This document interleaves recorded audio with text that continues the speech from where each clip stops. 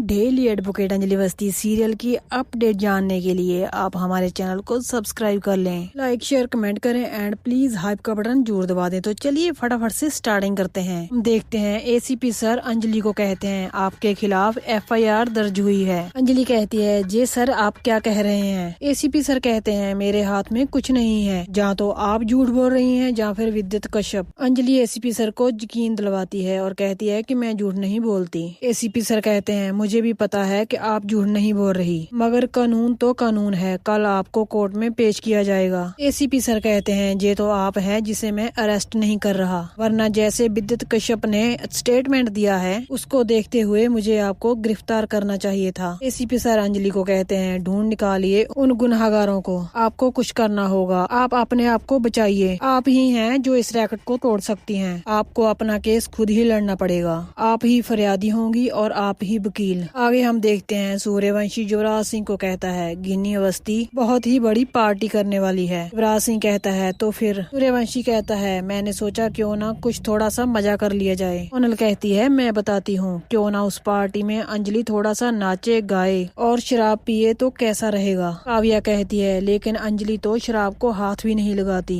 उल्टा वो शराबियों को पकड़कर मारती है। सूर्यवंशी कहता है जब वो शराब पिएगी और कोई सीन क्रिएट करेगी दिल्ली शहर के बड़े बड़े आदमियों के सामने तो बहुत मजा आ जाएगा। सोनल कहती है उसके बाद ही उसके पिक्चर क्लिक करेंगे और सुबह की अखबार में ये आएगा कि एडवोकेट अंजलि अवस्थी शराब पीकर नीचे गिर गई। युवराज सिंह कहता है लेकिन ये होगा कैसे। सूर्यवंशी कहता है जैसे अंजलि को आरती ने बदनाम किया है, प्रेस और मीडिया के सामने लाकर खड़ा कर दिया है, ठीक वैसे ही बड़ी पार्टी में अंजलि को दारू पिलाकर आउट कर देंगे, थोड़ी मार पिटाई करेंगे, धमकी देंगे और फिर युवराज के साथ थोड़ी क्लोज फोटो खींच लेंगे। दामोदर के साथ भी कुछ क्लोज फोटो खींच ली जाए तो 2 नंबरी लोगों के बीच ये पूरा खेल जम जाएगा। प्रताप कहता है इसके लिए तो आरती को राजी करना पड़ेगा। सोनल कहती है तो कॉल करते हैं। तभी युवराज सिंह रोकता है और कहता है आप लोगों के फोन करने से कुछ नहीं होगा, फोन लगाना है तो रानी मजूमदार को लगाओ, उस फोन के बाद पार्टी में जो कारनामा होगा उसके बाद अंजलि किसी को भी मुंह दिखाने के लायक नहीं रहेगी। आगे हम देखते हैं अंजलि अमन की फोटो के सामने खड़ी होकर रोती है और कहती है आज प्रेस मीडिया और लोगों के सामने बहुत अपमानित हुई हूँ मैं। अंजलि कहती है आप सोच सकते हैं मेरे खिलाफ एफआईआर दर्ज हुई है, मुझे कोर्ट जाना पड़ेगा,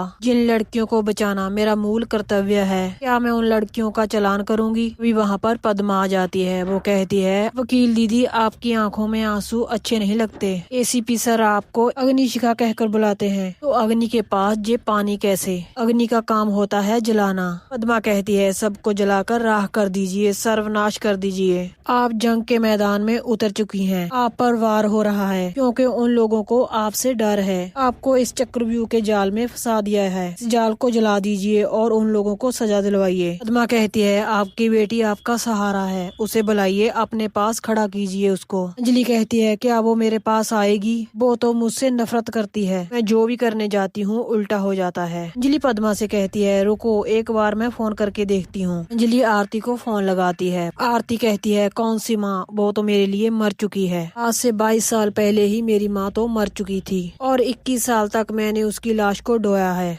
और अब वो मेरी लाश को लेकर कंधे पर चल रही है। आज मैंने न्यूज चैनल पर तुम्हारी गंदगी देख ली है, तुमने मेरी जिंदगी बर्बाद कर दी है, उस अभय सिंह राजपूत के साथ तुम्हारा नाजायज संबंध था, मैं अपने पापा की जगह किसी और को नहीं बिठा सकती। आरती अंजलि की कोई भी बात नहीं सुनती और आगे से फोन को काट देती है। पद्मा कहती है क्या कहा उसने। अंजलि कहती है उसने कहा कि वो मुझसे घृणा करती है, मेरे साथ अभय सिंह के रिश्ते को मान नहीं पाई, मगर मैंने तो अभी तक कोई रिश्ता बनाया ही नहीं, मैं तो बस उस कर्ज को चुकाना चाहती थी, उस आदमी ने सब कुछ अपना बेचकर मुझे पैसा दिया है और मेरी बस्ती को फिर से बसाया है। तभी अंजलि को युवराज सिंह को फोन आता है, वो कहता है कैसा लग रहा है। अंजलि उसको कहती है लोग कहते हैं ना जब क्राइम करके क्रिमिनल भागता है बार बार उसी जगह पर आकर रुक जाता है। युवराज सिंह कहता है तुम्हारे कहने का क्या मतलब है। अंजलि उसे कहती है तुम्हारे मोटे दिमाग में मेरी बात नहीं घुसेगी, ये बात तो पूरा दिल्ली शहर जानता है कि मेरे सबसे बड़े दुश्मन का नाम युवराज सिंह ठाकुर है। अंजलि उसे कहती है आज के इंसिडेंट के साथ तेरा नाम कहीं से भी जुड़ गया तो मुझे स्वर्गीय पति की कसम तुम्हें मैं सड़क पर खड़ा कर गोली मार दूंगी।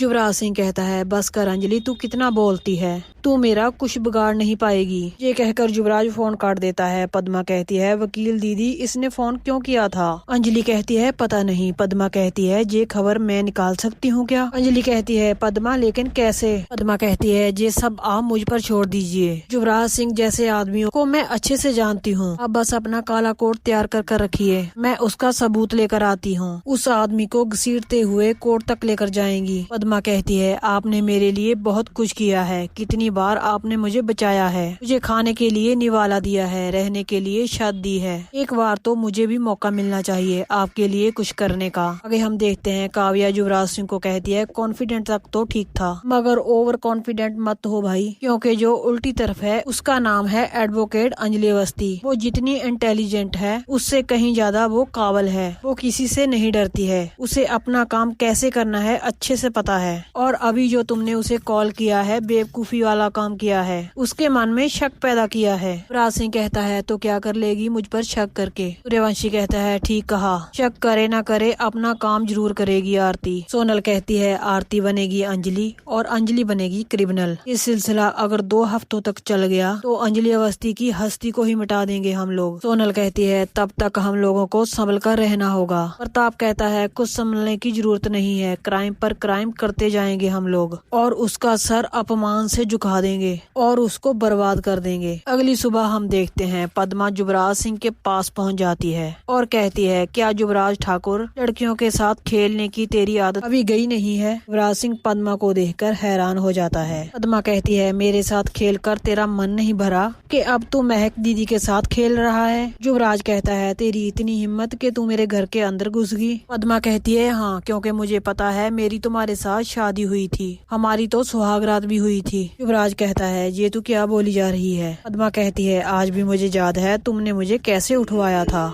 और मुझे बचाया था एडवोकेट अंजलि अवस्थी ने। युवराज कहता है होगी नौटंकी तेरी, हो गया ड्रामा, तू किस लिए आई है जहाँ ये बता। पद्मा कहती है मैं महक दीदी को ढूंढने आई हूँ, कहाँ है? पद्मा महक को आवाज लगाने लग जाती है। पद्मा युवराज को कहती है मुझे अच्छी तरह पता है इसके पीछे तेरा और तेरे बाप का हाथ है। तुम दोनों से घटिया इंसान इस दुनिया में कोई है ही नहीं और तू तो पत्नी को पत्नी नहीं समझता और बाप को बाप नहीं समझता। युवराज सिंह कहता है जवान संभाल कर बात कर वरना मारकर यहीं गाड़ दूंगा। पद्मा को ये सुनकर गुस्सा आता है और युवराज सिंह पर वो हाथ उठाती है। युवराज सिंह उसका हाथ पकड़ लेता है, उसे कहता है तुम मेड हो और मेड की तरह रहो। पद्मा उसे कहती है मेरा हाथ छोड़ दे वरना आज भुजाल आ जाएगा। युवराज सिंह कहता है तू क्या करेगी? पद्मा अपना हाथ छुड़ाती है और युवराज सिंह का कॉलर पकड़ लेती है। युवराज सिंह कहता है तुम्हें महक दीदी का पता चाहिए, वो भाग गई है किसी पराये मर्द के साथ। ये सुनकर पद्मा के होश उड़ जाते हैं। युवराज सिंह कहता है तू चिंता मत कर, थाने में रिपोर्ट लिखवा दी है। युवराज सिंह अगले ही पल कहता है एक बात तुम्हें सच बताऊं, तुम्हारी महक दीदी का चालान करा दिया है हम लोगों ने, चरित्र ठीक नहीं था उसका